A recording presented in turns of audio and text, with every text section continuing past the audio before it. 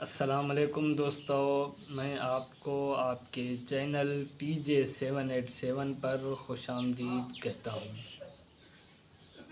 یہاں ہم بات کرتے ہیں کاروبار، روزگار اور کامیابی کے آسان راستوں کی۔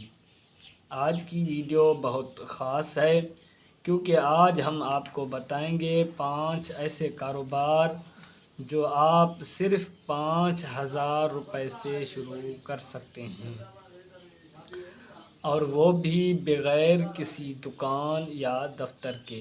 تو ویڈیو کو آخر تک لازمی دیکھیے گا کیونکہ آخر میں آپ کو ایک ایسا بزنس آئیڈیا بتاؤں گا جو آپ بغیر انویسٹمنٹ کے شروع کر سکتے ہیں۔ تو ناظرین، نمبر پہلے پہ جو بزنس آئیڈیا ہے وہ ہے online reselling business. اگر آپ کے پاس 3 سے 5,000 روپے ہیں تو آپ لوکل مارکیٹ یا آن لائن سے جیولری، کپڑے یا کاسمیٹکس خریدیں اور انہیں فیس بک، انسٹاگرام یا واٹس ایپ پر بیچیں۔ بس اچھے فوٹوز اور تھوڑی سی مارکیٹنگ اور منافع آپ کے ہاتھ میں۔ نمبر 2، گھریلو فاسٹ فوڈ بزنس۔ اگر آپ کھانا پکانے میں مہارت رکھتے ہیں تو صرف 2 سے 4,000 روپے میں آپ سموسے، رول یا برگر بنا کر اپنے محلے میں بیچ سکتے ہیں۔ اسے آن لائن آرڈر تک بھی بڑھایا جا سکتا ہے۔ خاص طور پر خواتین کے لیے یہ زبردست موقع ہے۔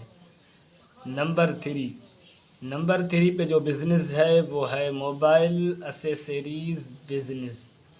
صرف 5,000 روپے میں آپ موبائل کور، چارجر یا ایئر فون خرید کر ری سیل کر سکتے ہیں۔ اسے آپ گفٹ پیکنگ یا پرسنل پیکنگ کے ساتھ مزید بہتر کر سکتے ہیں۔ نمبر 4 پہ جو بزنس ہے وہ ہے پلانٹس یا گملے بیچنا۔ گھر میں پودے اگائیں یا مارکیٹ سے سستے میں خرید کر انسٹاگرام یا محلے میں بیچیں۔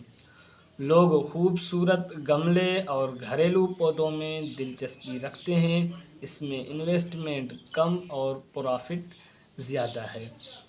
جی دوستو، نمبر 5 پہ جو بزنس آئیڈیا ہے وہ ایک ایسا بزنس آئیڈیا ہے کہ آپ بغیر انویسٹمنٹ کے بھی اسے کر سکتے ہیں۔ جی ناظرین، تو نمبر 5 پہ جو بزنس ہے وہ ہے فری لانسنگ۔ ناظرین، اگر آپ کے پاس موبائل یا لیپ ٹاپ ہے تو مفت میں فری لانسنگ کر سکتے ہیں۔ Graphic designing, video editing, writing یا ڈیجیٹل مارکیٹنگ یوٹیوب پر سیکھیں، فائور یا اپ ورک پر اکاؤنٹ بنائیں اور کمائی شروع کریں۔ تو دوستو، یہ تھے وہ 5 کاروبار جو آپ صرف 5,000 روپے سے شروع کر سکتے ہیں۔ آپ کو ان میں سے کون سا کاروبار سب سے زیادہ پسند آیا، کمنٹ میں ضرور بتائیں۔ اگر ویڈیو پسند آئی ہو تو لائک، شیئر اور چینل کو سبسکرائب کرنا مت بھولیے گا۔ ملتے ہیں اگلی ویڈیو میں، تب تک کے لیے اپنا خیال رکھیے اور اپنے اس چینل کا بھی، اور مجھے دیجیے اجازت۔ اللہ حافظ۔